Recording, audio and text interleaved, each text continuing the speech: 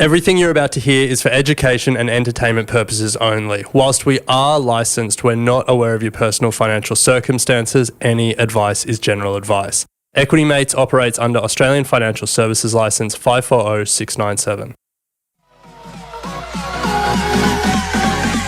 Equity Mates! I will say this about investing. Everything you do learn is cumulative. What I learned at 20 is useful. Equity. Welcome to another episode of Equity Mates, a podcast where we explore what's possible in the world of investing. My name is Bryce, and as always, I'm joined by my equity buddy Ren. How are you going? I'm very good, Bryce. Very excited for this episode, and may I say a very happy Super September to all those who celebrate. Yes. For those who've just joined the show, we're celebrating September by doing the most we can with our superannuation. Yeah, where a lot of people have hijacked different months for different things. Yep. Dry July, September, Movember. Yeah. And we're introducing Super September, where for 1 month, we're checking in on our super, making sure we're not paying any extra fees, making sure all the settings are right, and making some voluntary contributions. Yes. And do I have some news for you, Bryce? Because for the first time ever in my life, this morning, I made a voluntary concessional contribution to my superannuation. Nice. And I just did it on the bus. Nice. It was so Must be easy. nice. Honestly, it was a B-pay situation. Yeah. So pretty easy. straightforward. Yeah. So I'm embracing Super September, and I hope you are as well. Just to dig into that a little bit more then, was it money that you would have invested otherwise? Was it out of your savings account because you thought it's Super September? To be honest, I just wanted to test out the functionality, and it was $2. Nice. Well, it doesn't matter. The intention is making sure that that all goes through and that the money shows up where it needs to show up. Yes. The intention is to then I'm thinking just just for this month, the money that I would have been putting in my investing, I'm going to put in my super instead. For me, that's the easy win. Yeah, I think that's a good place to start. And if every September we do that for a month, then that will compound at a tax advantage rate of return. Yeah, for absolutely. decades. Absolutely. Well, big show to cover off today. We've got a community question around hedged versus unhedged. We've got to pimp my portfolio, but as always, let's start with the latest in news and markets. News and markets. Three big stories we're covering today. We've got Nvidia, Australia's GDP, Australia's biggest deal in 2024, and then a quick follow-up on Health Scope. So Ren, Nvidia, there's no bigger story at the moment. I know. It's every week something's happening with Nvidia. So the world's third largest company just suffered the largest one-day loss of value in market history. Yes. Shares fell 12%. Huge. Yeah, huge. Yeah. But the reason it was such a big loss is because of how big the company is. It lost $279 billion US in market value in a day. The question is why? Two reasons why. Yeah. First of all, it was a spillover effect from their earnings report last week where they forecast slower growth. Yeah. They still forecast meaningful growth. They expect quarter-on-quarter growth to be 8% rather than 15% for the previous quarter. But it is slowing. And then US regulators, the Department of Justice, have reached out because they're investigating whether Nvidia misused their market power. And the market didn't like that. Yeah. Down 12%. Now, that was a bad day, but the day after wasn't as bad. I think it was maybe down 1% or 2%, but doesn't change anything fundamentally about Nvidia. It still is... it's still more than doubled its revenue and profit over the last year. It still has the best technology in market. It still has profit margins above 50%. Its customers will still wait 18 months to use its technology rather than a rival's readily available technology. So there's a lot of good things going on for Nvidia, but it's just that there was so much hate, so much expectation, so much hype around that stock that any bad news has given it a wobble. The volatility in this stock is crazy for the size of it. Yeah. It's unbelievable. And where Nvidia goes, the market goes at the moment. So NASDAQ, I think, was down 3.5% or thereabouts. So, But look, a lot of people in the Facebook community were taking it as an opportunity to get in. Yeah, I think that's not an irrational thought. No, absolutely. Now, Australia's latest GDP figures were released earlier in the week, and it showed that the Australian economy grew just 0.2% in the June quarter. In other words, the period between April and June. This means for the 12 months to June, our GDP, or gross domestic product, grew 1%.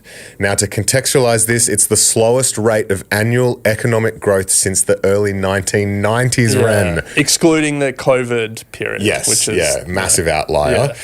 So we're stalling. We're really stalling here. Yeah, and I think the story that's playing out here, it's also playing out in the US. It's playing out in a lot of Western countries. Is government spending is the only thing driving a lot of these economies. Without a growth in government spending, Australia's economy would have contracted in the quarter. And the government spending as a percentage of our overall economic activity has hit a record high, 27.6%, which really means now more than a quarter of economic activity in Australia is the government spending. Yeah. Which is probably not what you want. No, well, I think it's not a Band-Aid effect, but it's an unsustainable level of spending. Exactly, yeah. It's not, the economy is not, it's not sustainable. It's unsustainable unless you figure out your tax, your income side, your government income side, figure out your tax system. But you just look at America, look at how much their government debt has ballooned and how much government interest payments are ballooning. You just don't want to get into that situation. No. So it's not ideal, but the economy did grow. What is also not ideal is that we're seeing another sign in this data that the Australian consumer is hurting. Yeah, we are seriously under pressure at the moment, and the Australian savings ratio, or the national savings ratio, is at a 17-year low. The ratio is 0.6%. What that means is for every $100 that we're earning as Australians, we're saving just 60 cents of that. So we're seeing a lot of people, especially the younger demographic as well, now turning to credit. They are actually spending more than they are earning and dipping into savings. And 60 cents on the $100 is alarmingly low. Yeah, it's not ideal. No. So look, Australia's economy, there's some things to work out, and it's a bigger conversation than just when are we going to cut rates. Yeah. So we'll watch this space. Absolutely. We'll talk about it when we see some things happen. But let's talk about something that did happen this week, which is there's been a big auction for a very hot company in Australia. It's called AirTrunk. It operates data centers and really focused on the larger customers, like the hyperscalers, the big tech companies. It has just sold to the private equity giant Blackstone for $24 billion. Now, that marks Blackstone's largest investment in the Asia-Pacific region. It also marks the biggest M&A deal, like the biggest corporate deal in Australia for 2024, and it's just another sign that data centers are so hot right now. God, I know. I just keep thinking back to when we were talking about NextDC 5 or 6 years ago on the podcast. Well, anyway. NextDC has doubled since ChatGPT was released in November 2022. There you go. Yeah. We've got some office space here that I reckon we could throw a few servers in. Server racks. Now, I think the interesting part of this story, and Bryce, if you'll permit me to get on my soapbox for 1 minute, Okay. Robin Cooter, the founder of AirTrunk, he is an immigrant to Australia. He came from Bangladesh when he was 18. Yep. He's now a billionaire after 9 years in the business. An amazing story. And this just reminds me, this is me getting on the soapbox. Sure. This just reminds me of the biggest thing missing in the immigration debate here in Britain, in the US, and that is the unbelievable economic boon that immigrants and then first and second generation immigrant children are. And not just in terms of increasing the labour force and the participation rate, but the wild businesses that children of immigrants create. Now, I've pulled some data from the US. Now, Kleiner Perkins have done this analysis in the US. They've looked at the biggest 25 tech companies in the US. How many of them do you reckon are founded by first or second generation immigrants? Half. 60%. 15 of the top 25. Apple, Google, Amazon, Facebook, Oracle, IBM, Qualcomm, Nvidia, Texas Instruments, PayPal, Yahoo, Automatic Data Processing, don't know that company, VMware, eBay, the list goes on. Have you heard of some of those names? Yes. They were either founded or co-founded by first or second generation immigrants. AirTrunk is another story of this, and it's just the biggest thing that's overlooked when we talk about immigration as a political issue. Couldn't agree more. Well said. So congratulations to Robin. Amazing story. I think he's walked away with $500 million in cash, $500 million in equity, and remains chief executive of AirTrunk. So good on him. All right, well, they're the three big stories we wanted to cover. We just want to close out with a quick follow-up from the story we spoke about on Thursday's podcast around the brewing battle between private health insurers and private hospital operators in Australia. Since we recorded that episode, HealthScope, which is Australia's second largest private hospital operator, has come out, has named and shamed a few particular insurers, including Bupa and GMHBA, and have announced they're going to do a national advertising blitz across radio, print, and digital, calling out health insurers for not paying their fair share. So this dispute is escalating, and it's going to become a thing, so it's worth paying attention to. Absolutely. So if you want to keep up with all of the headlines beyond what we've spoken about today, make sure you signed up to our daily newsletter. A link will be in the show notes for you to do that. Let's ask the community. Hey, Equity Mate. I just had a question. Hey, Bryce, friend. I've got a question. Answered. Today's question is from Tavake. Let's give it a listen. Hey, Equity Mates. Tavaki here. Love the show. Just had a question about hedged versus non-hedged ETFs and what your thoughts were on them. If you guys could just go through pros and cons and talk about how you would incorporate it into your portfolio. Thanks for your help. Awesome. Thank you so much for the question, Tavake. And a reminder, if you would like to ask a question and leave us a voice note, there will be a link in the description and show notes. So please, we'd love to hear from you. But Ren, let's get into it. Let's start firstly with what is hedged. Yes. We need to answer that part of the question. Yes. So when you're buying assets in an overseas market, you're buying them in the local currency. Yes. So classic example, if you're buying US shares, you have to convert your money to US dollars to buy it. And if you're buying ETF units of a S&P 500 ETF, you might not actually be physically changing your money to US dollars, but the ETF provider is changing money to US dollars and then buying US assets.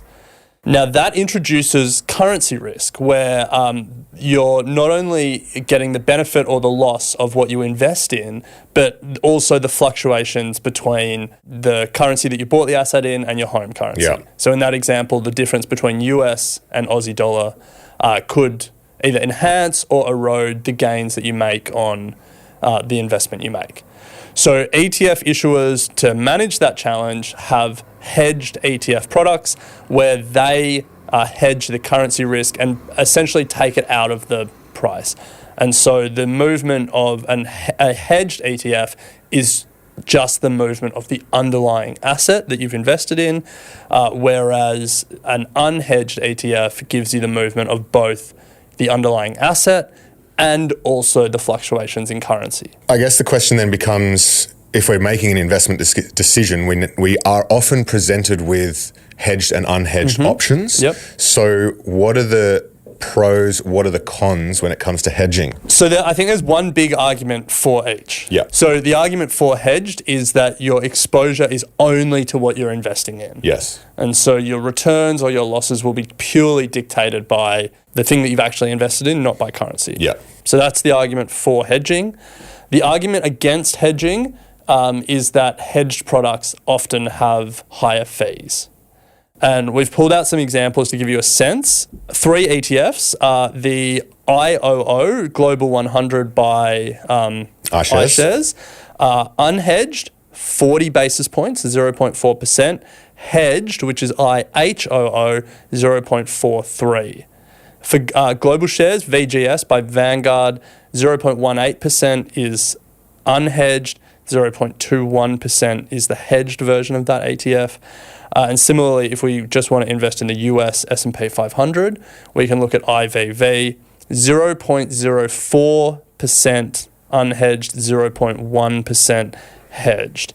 So to wrap that all up, the premium for hedging, the extra fees you pay for hedging, 3 basis points for the first one, 3 basis points for the second one, 6 basis points for the third one. Yeah. Which is pretty small in the scheme of things, but the fees are higher. Yeah. Let's say I'm okay with that, okay with paying a premium. We then need to look at the performance side of things because that's all that matters. Yeah, really. They're not going to both perform the same. So using some of the examples that you just spoke about, let's have a look at how they have performed over the years. So let's look at the US ETFs, IVV, and the hedged version, IHVV. Over the past 5 years, IVV has returned 15.4% per annum. The hedged version, so taking out the currency exposure, is 12.8% per annum. Now that's a reasonable difference over a fair chunk of time. Definitely, yeah. Outperformance of about 2.5-3%. The global, so VGS, and then the hedged VGAD over the last 10 years, VGS is 13.7% per annum and VGAD is 10.5% per annum. People are probably thinking, how is that the case? Well, you're getting exposure to the US dollar. Yeah. That's why. The US dollar has strengthened against the Aussie, and that's boosted the returns. Yes. The takeaway there, though, isn't that it's better. You get better returns with unhedged. The takeaway that we want to leave you with is that different ones outperform at different times. Unfortunately, there's not a clean answer to say one does better. And the reason why that is the case is because when you're going hedged, you still are, in a way, making a bet on the Australian dollar. Yeah. You're saying the Aussie dollar will do better, and so I want to hedge out the risk of, the US dollar falling against the Aussie dollar.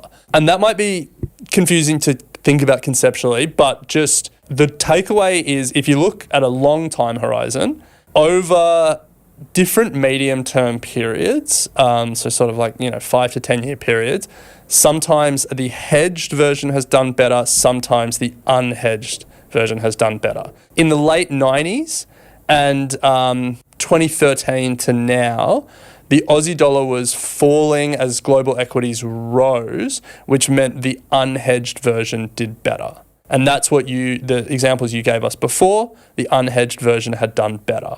However, that's not always the case because between 2001 and 2013, the Aussie dollar was rising as global equities were also rising, meaning that the hedged version would have done better because the Aussie dollar was strengthening and the other foreign currencies were falling. Yeah.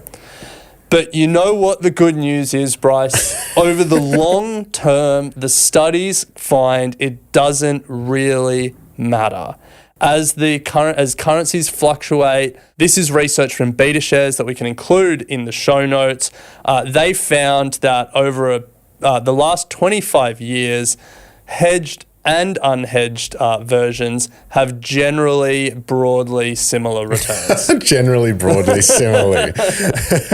Well, that's good news for those sitting here freaking out that they might have made the wrong decision with their ETFs when they did have a choice of hedged v unhedged. But Ren, to close out, there is one area of investing, I guess, or one asset class where it's probably worth paying a little bit more attention to in doing the research, and that is commodities. Yeah, I think when you're trying to invest in an asset that's trying to hedge risk of inflation and stuff like that, you probably want to not have a currency hedged version of it. Let's look at 2 examples. The BetaShares Gold Bullion ETF currency hedged, QAU, versus the Global X Physical Gold ETF. So that one is not hedged. Yeah.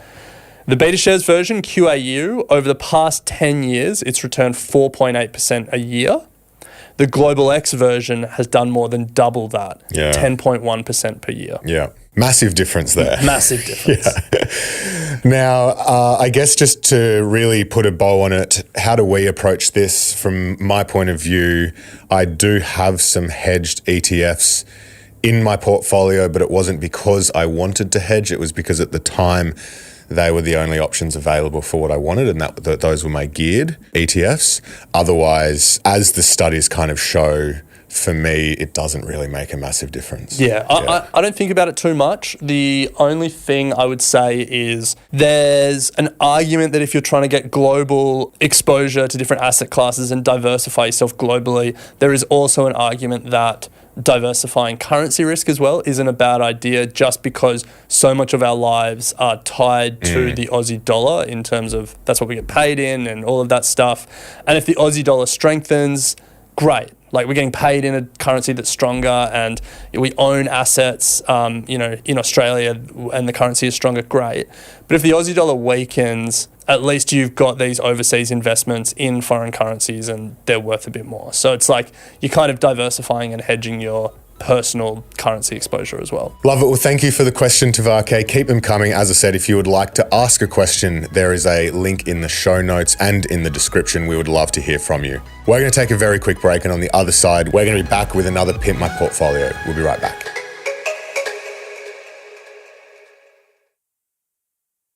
It is time for Pimp My Portfolio. Pimp My Portfolio. That's right, Pimp My Portfolio, where we bring in a community member and an expert who will help pimp their portfolio. And today we have joining us from the Equity Mates community, Anthony. Anthony, welcome. Hey guys, thanks for having me. Thank you for submitting. And our expert joining us in the studio is Adam Dawes. Adam, welcome. Thank you. It's great to be here. Now, Ren, before Adam jumps into it with Anthony, can you give us a bit of a rundown on Anthony's portfolio? Yeah, so Anthony's got a portfolio of individual stocks, no ETFs, 9 stocks, so pretty concentrated. Some of the bigger holdings, we've got Myers at 28%, Pilbara Minerals at 21%, and then Woolworths at 19%, being the top 3 holdings. So, Dawsey, what are your thoughts? Well, I'm put a name to this one. I'm going to call it high risk, Tony. Okay. High risk. Well, Anthony, what's your response to that? Yeah, look, it's probably not too far from the truth. I used to have a lot more, and I've kind of slowly cut down to probably the most high risk ones because they've been a bit mixed today. Initially, I started investing in at the start of COVID, like way back in 2020. And I think back then, I kind of just threw a dart at a board and took as many like discounted established stocks as I could. And as I've needed money in my life, I've kind of, and where they've reached back to their pre-COVID levels, I've just sold out and maybe gone to more speculative stuff to have a bit of fun. So yeah, it's probably not too far from accurate. Nice. All right. So maybe if you can explain that nickname a little bit more, like there's potentially different ways you could interpret risk. You could interpret it in the individual stocks you think are risky, or the portfolio construction as a whole is risky. So where are you coming from? Well, now hearing about Anthony and how he sort of came to this portfolio, it does make a little bit more sense. If this was just it, it would be high-risk individual stocks because you've got a lot of mining stocks. Now, our market is 62% of our market is resources. So, you can't not somewhat pick material stocks and those kinds of things. And then from there, the portfolio weightings with 28% in Myer, it's probably been one that's probably one of the ones that's hurt you the most in the portfolio. Is that right, Anthony? You've just held on to it because it's still in a losing position? Myer, no, I'm actually way up in Myer. Right. I got Myer at its absolute lowest in COVID. Right. Well done. It was probably one of the first ones I bought. The reason why it's still there actually is because it's like totally free carried. Like it's just kind of there to just keep going as long as I can kind of hold it for. Yeah, well, I mean, there's a fair bit of headlines around Myer at the moment with Solly Lou making a little bit of a play for Myer. So he will get inside of that one, and that's been one of the things that he's wanted to do. So it's probably not a bad idea to continue to hold it, obviously, if it's free carry at the moment. Myer and Woolies are sort of your top two top 50, top 100 stocks, and then you've got pretty much everything in the small cap space. Is there a reason for resources, or you've got your jobs in resources, or you sort of just understand it a little bit better? No, my job's in law, so it's completely different to resources. No, at the start of COVID, when I invested and probably did most of my investing in that 2020, 2021 year, I was just really interested in the kind of renewable shift. So that's when I entered a lot of these positions. Pilbara, back then was a lot different to what it is now. And I kind of got a bit lucky, I guess, with it and have just, again, ridden it all the way. And I think I'm a bit attached to them and don't really want to get rid of them at times, which has been to my detriment. But I just found it really interesting. I thought, the world's going to need more lithium, and Australia has a good resource. So I thought it was just a natural kind of avenue to invest. The question for me, Anthony, is are you still actively investing, or is this a portfolio that is just sitting based on the decisions you made 2 years ago? Yeah, so this is probably more just been sitting there. The most I've actually done with it is probably selling out of positions and trying to take profits where I can. Towards the tail end of uni, it was getting a bit busier, and I had quite a bit in there, so I kind of just let it do its thing. And then as I've needed to take things out, I've slowly sold out. And now that I'm kind of a bit more stable, that's where I'm looking to start investing again. Yeah, so I guess this is a question for you then, Adam, because this is a story that we're hearing a lot through the submissions from Pimp Portfolio. People starting investing in that COVID period, which is great. A lot of them sitting on some decent returns because, as Anthony said, you threw a dart at a dartboard and you could pick up some pretty decent companies. I remember Afterpay hit $9. Crazy. Zip hit 14. Oh, you mean, Afterpay hit went 9 and then went to 156 anyway. But then subsequently, back to uni, back to work, life picks up, and the focus that could have been on investing is no longer there, but they're sitting on these portfolios with the question of what to do. So with that in mind, should Anthony just continue to sell down? Are there ways to build a portfolio around this that is probably a bit more meaningful long term? Yeah, so one of the best ways to do a sort of a set and forget kind of portfolio is to build up blue chips, right? Because, and I know that sounds boring, Anthony, but blue chips, potentially BHP is not going to go away, right? They're not going anywhere. And albeit it's a boring stock and it pays a good dividend, but you don't actually have to worry about it, and then you can then go on to do your day-to-day work or your day-to-day life. One of the other things is that you need some more diversification, so some international ETFs would be a great way to sort of diversify or bring the portfolio out. And again, some of those international ETFs, I don't think you need to worry. Not the thematic ETFs, but the index ETFs, so the S&P 500, those kinds of things, or the NASDAQ 100, those kinds of things. IOO, all of those ones, they're good quality ones that you can just sit back and it will basically do what you need to do for the rest of your life, and you don't need to worry about it. With these smaller cap stocks, you're always going to be looking at them going, oh, I'm down 10% today. Oh, I'm up 10% today. Oh, I'm down 20% today. Oh, I'm up.